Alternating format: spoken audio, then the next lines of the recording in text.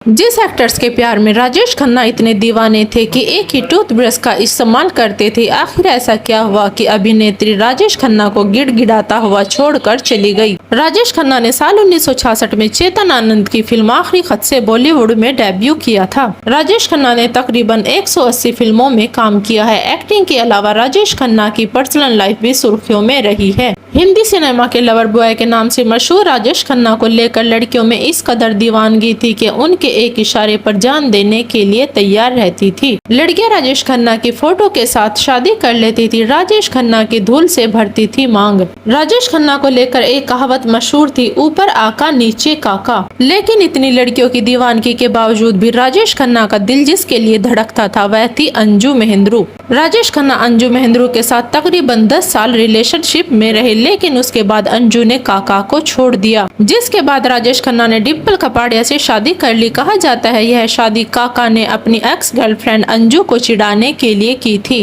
राजेश खन्ना ने डिम्पल से साल 1973 में शादी की थी। शादी के 1.5 साल बाद डिम्पल ने ट्विंकल खन्ना को जन्म दिया। राजेश खन्ना और डिम्पल के बीच कुछ समय तो सब कुछ अच्छा रहा, लेकिन बाद में दोनों में तकरार शुरू हो गई। इसी तकरार के बीच राजेश खन्ना की जिंदगी में टीना मुनीम की एंट्री हुई। कहा जाता है दोनों आउटडोर शूटिंग के लिए बाहर जाने लगे और दोनों की नजदीकियां बढ़ने लगी। डिम्पल इन बातों से अनजान नहीं थी, इसलिए डिम्पल साल 1984 में राजेश खन्ना का घर छोड़कर चली गई। डिम्पल के घर छोड़ते ही टीना राजेश खन्ना के घर पर आकर रहने लगी। राजेश खन्ना टीना से बेपनाह मोहब्बत करते थे, वह साथ रहने लगे थे। काका इस रिश्ते को छिपाते भी नहीं थे। मीडिया रिपोर्ट्स के मुताबिक एक इंटरव्यू में राजेश खन्ना ने कहा था कि वह टीना को इस कदर चाहते हैं कि दोनों एक ही टूथब्रश का यूज करते हैं। राजेश खन्ना का यह इंटरव्यू काफी चर्चा में रहा था। लंबे समय तक रिलेशन में रहने के बाद टीना चाहती थी कि राजेश खन्ना डिम्पल को तलाक देकर उनसे शादी कर ले।